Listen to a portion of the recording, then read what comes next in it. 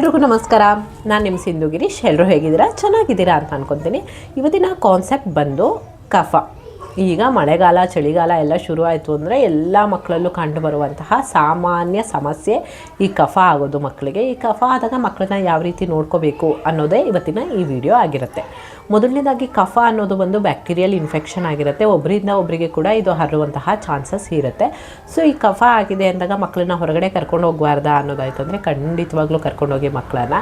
But mask ಎಲ್ಲ ಹಾಕ್ಕೊಂಡು ಮಗುಗೆ ತುಂಬ ಚಳಿ ವೆದರ್ ಇದೆ ಅಂದರೆ ಸ್ವಲ್ಪ ಸ್ವೆಟರು ಟೋಪಿ ಓವರ್ ಆಗಬೇಡ, ಒಂದು ತಕ್ಕ ಮಟ್ಟಿಗೆ ಮಕ್ಕಳನ್ನ ಕವರ್ ಮಾಡಿ ಕರ್ಕೊಳ್ಳಿ. ಹೊರಗಡೆ ಎಲ್ಲ ಸ್ವಲ್ಪ ಅಡ್ಡಾಡಿಸ್ಕೊಂಡು ಬನ್ನಿ. ಶೀತ ಕಫ ಆಗಿದೆ ಅಂತಿದ್ದಾಗ ಎದುರೋದು ಬೇಡ ಅಷ್ಟೇ. ಇನ್ನು ಈ ಶೀತ ಕಫ ಜಾಸ್ತಿ ಆಯಿತು ಅಂದರೆ ನೆಬ್ಲೈಸೇಷನ್ ಅನ್ನೋದು ಹಾಸ್ಪಿಟಲ್ಗೆ ಹೋದರೆ ತೀರಾ ಕಾಮನ್. ನೆಬ್ಲೈಸೇಷನ್ ಕೊಡಿಸ್ಬೇಕಾ ಅನ್ನೋದಾಯಿತು ಅಂದರೆ ನಿಮ್ಮ ಮಗುವಿಗೆ ಉಸಿರಾಟೋದಕ್ಕೆ ತುಂಬ ಕಷ್ಟ ಆಗ್ತಾಯಿದೆ ಅನ್ನೋದಾಯಿತು ಅಂದರೆ ಖಂಡಿತವಾಗ್ಲೂ ನೆಬ್ಲೈಸೇಷನ್ ಮಾಡಿಸಿ, ಏನೂ ಸಮಸ್ಯೆ ಆಗೋದಿಲ್ಲ. ಅದಕ್ಕೆ ಅಡಿಕ್ಷನ್ ಆಗ್ತಾರೆ. ನೆಬ್ಲೈಸೇಷನ್ ಮಾಡಿಸ್ಲೇಬಾರ್ದು, ನಾನೇನೋ ಮಾಡ್ತೀನಿ ಅನ್ನೋದಕ್ಕಿಂತ ನೀವೆಲ್ಲ ನಿಮ್ಮ ಮನೆ ಮದ್ದುಗಳನ್ನೆಲ್ಲ ಪ್ರಯತ್ನ ಮೀರಿನೇ ಆ ಮಗು ಉಸಿರಾಟಕ್ಕೂ ಕೂಡ ತೊಂದರೆ ಆಗ್ತಾ ಇರುತ್ತೆ ಕಫ ಜಾಸ್ತಿಯಾಗಿ. ಸೊ ನೆಬ್ಲೈಸೇಷನ್ ಅನ್ನೋದನ್ನು ನೀವು ಮಾಡಿಸಿ, ಏನೂ ತೊಂದರೆ ಆಗೋದಿಲ್ಲ.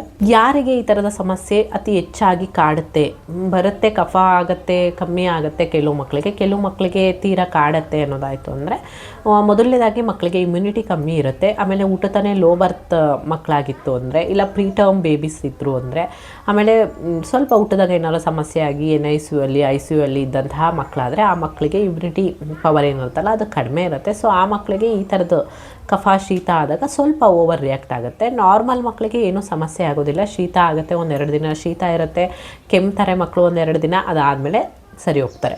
ಇನ್ನು 2-3 ವಾರ ಆದ್ರೂ ಕೆಮ್ಮು ಕಡಿಮೆನೇ ಆಗ್ತಾ ಇಲ್ಲ ಮಕ್ಕಳಿಗೆ ಅನ್ನೋದಾದರೆ ದಯವಿಟ್ಟು ಡಾಕ್ಟರ್ ಹತ್ರ ಕರ್ಕೊಂಡೋಗಿ ಡಾಕ್ಟರ್ ಹತ್ರ ಒಮ್ಮೆ ಚೆಕ್ ಮಾಡಿಸಿ, ಶ್ವಾಸಕೋಶ ಎಲ್ಲ ಚೆಕ್ ಮಾಡ್ತಾರೆ. ಏನಾರ ಸಮಸ್ಯೆ ಇತ್ತು ಅಂದರೆ ಟ್ರೀಟ್ಮೆಂಟ್ ತೊಗೊಳ್ಳಿಕ್ಕೆ ಹೆಲ್ಪ್ ಆಗುತ್ತೆ ಅಷ್ಟೇ. ಇನ್ನು ನೆಕ್ಸ್ಟು ಶೀತ ಕೆಮ್ಮು ಈ ಥರದ ಮೆಡಿಸನ್ನ ಯಾವಾಗ ಹಾಕಬೇಕು ಅನ್ನೋದಾಯಿತು ಅಂದರೆ 3 ವರ್ಷದ ಒಳಗಿನ ಮಕ್ಕಳಾಯಿತು ಅಂದರೆ, ಒಂದು ದಿನ ಶೀತ ಬಂದಾಗ ಏನೂ ಸಮಸ್ಯೆ ಇಲ್ಲ ಅಂದರೆ ಇಟ್ಸ್ ಓಕೆ. ವರ್ಷದ ಒಳಗಡೆ ಇರುವಂತಹ ಮಕ್ಕಳಾದರೆ ಒಂದೊಂದು ದಿನ ಶೀತ ಬಂದಾಗ ಮೆಡಿಸನ್ ಹಾಕಿ ಕಡಿಮೆ ಆಗಿಲ್ಲ ಅಂದರೆ ತಕ್ಷಣ ನೀವು ಡಾಕ್ಟರ್ನ ಕನ್ಸಲ್ಟ್ ಮಾಡೋದು ತುಂಬ ಇಂಪಾರ್ಟೆಂಟ್. ಯಾಕಂದರೆ ಮಕ್ಕಳಿಗೆ 1 ವರ್ಷದ ಒಳಗಿನ ಮಕ್ಕಳಿಗೆ ಇಮ್ಯುನಿಟಿ ಪವರ್ ಏನಿರುತ್ತಲ್ಲ ಅದು ತೀರಾ ಕಡಿಮೆ ಇರುತ್ತೆ. ಸೊ ಸ್ವಲ್ಪ ಕಷ್ಟ ಆಗುತ್ತೆ ಮಕ್ಕಳಿಗೆ ಅದನ್ನೆಲ್ಲ ತಡ್ಕೊಳ್ಳಿಕ್ಕೆ. ಸೊ ನೀವು ಡಾಕ್ಟರ್ನ ಕನ್ಸಲ್ಟ್ ಮಾಡೋದು ತುಂಬ ಇಂಪಾರ್ಟೆಂಟ್. 2 ವರ್ಷದ ಮೇಲ್ಗಡೆ ಮಕ್ಕಳಾಯಿತು ಅಂದರೆ ಶೀತದ ಔಷಧಿ ಏನಿರುತ್ತಲ್ಲ ಅದನ್ನು 1-2 ದಿನ ಹಾಕಿ, ಅದಾದಮೇಲೆ ಕೆಮ್ಮು ಬರ್ತಾ ಇದೆ ಅಂದರೆ ಕೆಮ್ಮಿನ ಔಷಧಿ ಹಾಕಿ, ಕೆಮ್ಮು ಬರಲಿಕ್ಕಿಂತ ಮುಂಚೆನೇ ಕೆಮ್ಮಿನ ಔಷಧಿ, ಶೀತ ಆಗಲಿಕ್ಕಿಂತ ಮುಂಚೆನೇ ಶೀತದ ಔಷಧಿ, ಕೆಮ್ಮು ಶೀತ ಎರಡೂ ಇದೆ, ಎರಡಕ್ಕೂ ಮಿಕ್ಸ್ ಮಾಡಿ ಜ್ವರ ಬರಲಿಕ್ಕಿಂತ ಮುಂಚೆನೇ ಜ್ವರದ ಔಷಧಿ ಹಾಕ್ಬಿಡ್ತೀನಿ. ಖಂಡಿತವಾಗ್ಲೂ ಈ ತಪ್ಪುಗಳನ್ನ ಮಾಡಿಬಿಡಿ. ಮಗುಗೆ ಯಾವಾಗ ಏನು ಬಂದಿದೆ ಅದೇ ಮೆಡಿಸನ್ನೇ ನೀವು ಕರೆಕ್ಟಾಗಿ ಕೊಡಿ.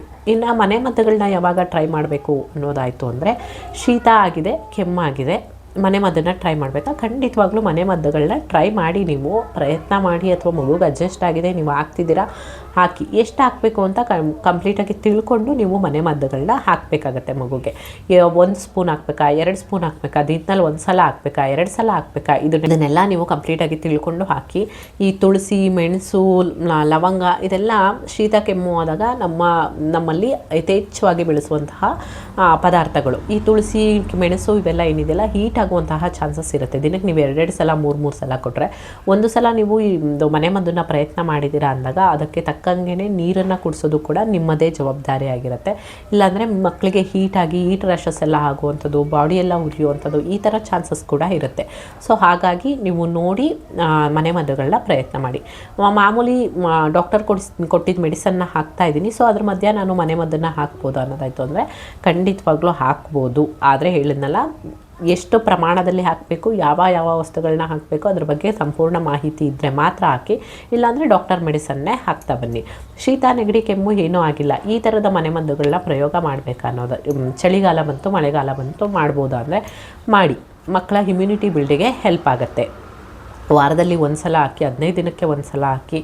ಇದರಿಂದ ಸ್ವಲ್ಪ ಇನ್ಫೆಕ್ಷನ್ ಇತ್ತು ಅಂದರೆ ಬೇಗ ಕ್ಲಿಯರ್ ಆಗಲಿಕ್ಕೆ ಹೆಲ್ಪ್ ಆಗುತ್ತೆ ಅಷ್ಟೇ.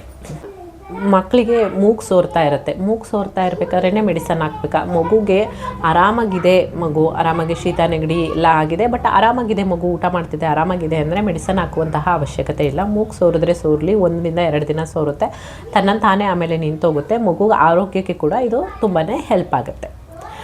ಇವತ್ತಿನ ವಿಡಿಯೋ ಇಷ್ಟೇ. ನಿಮ್ಮೆಲ್ರಿಗೂ ಆಗಿರುತ್ತೆ ಅಂತ ಅಂದ್ಕೊತೀನಿ. ಮತ್ತೆ ಮುಂದಿನ ವಿಡಿಯೋದಲ್ಲಿ ಸಿಗ್ತೀನಿ. ಅಲ್ಲಿವರೆಗೂ ನಮಸ್ಕಾರ.